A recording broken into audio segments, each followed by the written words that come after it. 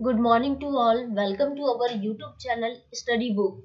SSC MTS Multitasking Examination 2022 का notification आ चुका है और ये 10th पास स्टूडेंट्स के लिए बहुत ही शानदार मौका है सरकारी नौकरी प्राप्त करने का। 10,000 प्लस से ज़्यादा वैकेंसीज निकली है एंड पैटर्न में थोड़े चेंजेस हुए हैं।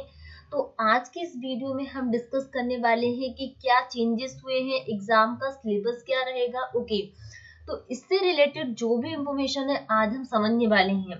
तो आपका जो एग्जाम होने वाला है ये अप्रैल में इसके एग्जाम है, ठीक है। आप वीडियो को पूरा देखिए तो आपको मतलब कोई डाउट नहीं आएगा, और डाउट आता है तो आप कमेंट सेक्शन में कमेंट करके पूछ सकते हैं। तो मल्टीटास्किंग एग्जामिनेशन जो है ये हवलदार सीबीआईसी सीबीएन की पोस्ट यहाँ पे आई हुई है, तो इसी के बारे में हम सारी डिटेल्स में यहाँ पे बात करेंगे।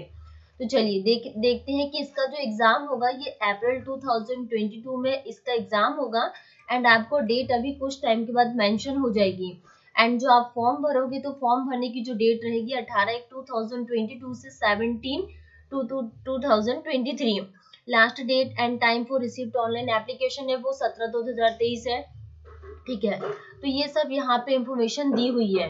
अगर हम बात करें यहाँ पे कि वैकेंसीज कितनी है, वैकेंसीज के बारे में, तो tentative vacancies for the post तो 10,880 approx and havildar in CBIC CBN के लिए 529 यहाँ पे क्या है पोस्ट है। रिजर्वेशंस के बारे में यहाँ पे बात हुई है। अगर हम बात करें यहाँ पे नेशनलिटी सिटीजन की, तो candidate must be either a citizen of India, a subject of Nepal, a subject of Bhutan.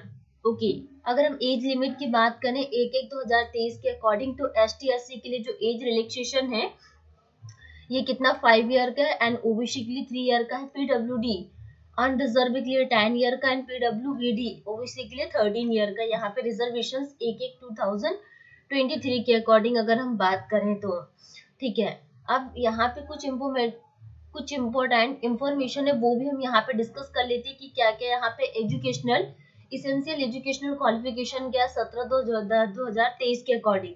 तो the candidate must have pass matriculation examination, मतलब कि जो 10 पास स्टूडेंट्स हैं वो इस फॉर्म के लिए एलिजिबल है। तो मैट्रिकुलेशन एग्जामिनेशन और 17/2/2023 यहाँ पे डेट भी मेंशन हुई है, इसके अकॉर्डिंग आप फॉर्म को भर सकते हैं।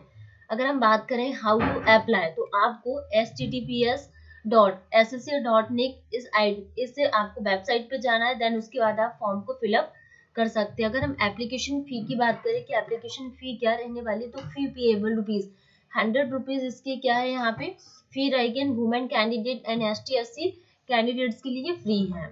ओके, अगर हम विंडो एप्लीकेशंस के बारे में बताया गया है कि आप करेक्शन कर सकते हैं 23/2/2023 एंड 24/2/2023 से आप इसमें कुछ करेक्शंस कर सकते हैं।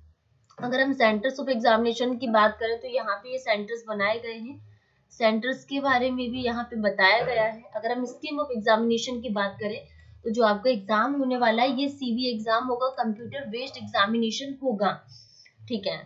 कंप्यूटर बेस्ड एग्जामिनेशन होगा। एंड अगर हम सिलेबस के बारे में बात करें, जो बहुत सारे बच्चों को डाउट आता है कि कंप्यूटर बेस्ड एग्जामिनेशन होगा इसका सिलेबस क्या होने वाला है, हम क्या पढ़ें।